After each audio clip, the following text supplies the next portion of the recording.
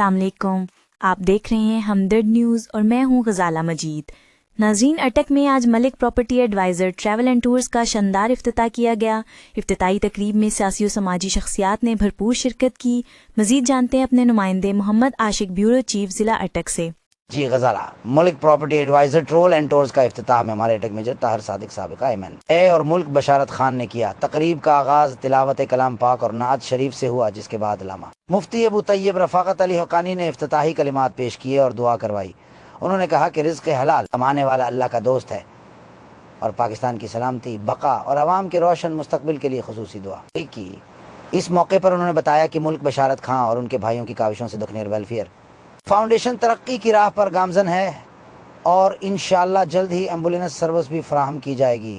تقریب میں ملک اعظم آوان، ملک نثار خان گرداور، وسیم القیوم سمیت زندگی کے مختلف شعبوں سے تعلق رکھنے والے افراد نے بڑی تعداد میں شرکت کی۔ کیمرہ ٹیم کے ساتھ محمد عاشق، ہمدرد نیوز، ضلع اٹک۔